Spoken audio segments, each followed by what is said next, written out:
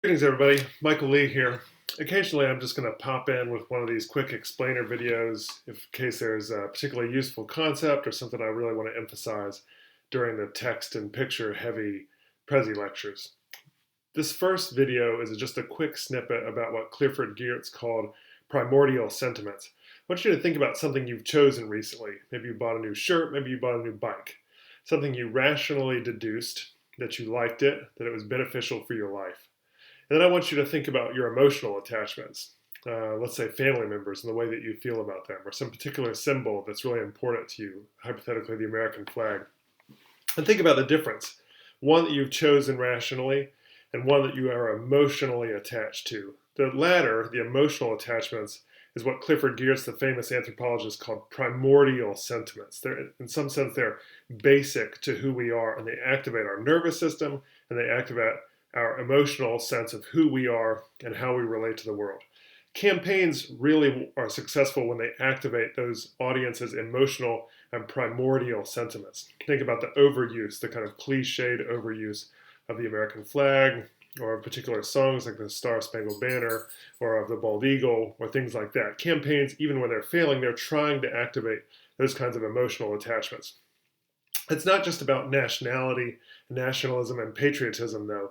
It's also about really basic stuff that makes you feel like you are attached to somebody, a campaigner, because you're like them, right? So in 2008 and 2012, Barack Obama quite famously had to combat two rumors. The first rumor was that he really liked arugula and not just regular old iceberg lettuce. And the second rumor was that he really liked almonds as a snack. 8 almonds specifically, instead of something more quote unquote normal like Cheetos or Doritos or something processed like that. In each of those instances, what we're seeing is that the campaigns in those instances were successfully painting Obama as other, as he's somebody who is different than regular, normal, typical red-blooded Americans who don't presumably like almonds or who don't presumably like arugula. The most famous instance of this, where tribal campaigning, this kind of emotionally resonant campaigning, went horribly wrong, is my favorite story from 1976. And this is where Gerald Ford, the then incumbent who had been appointed the presidency after Richard Nixon resigned, was trying to activate votes in a Latin American community in South Texas. Now, what he was doing typically was you go to a community and you eat the food of that community to show that you are like that community in the hopes that they'll end up voting for you. It's typically called retail politics. On this particular day, Gerald Ford is going to go eat some Latin American food. And his campaign chose for him to eat a tamale.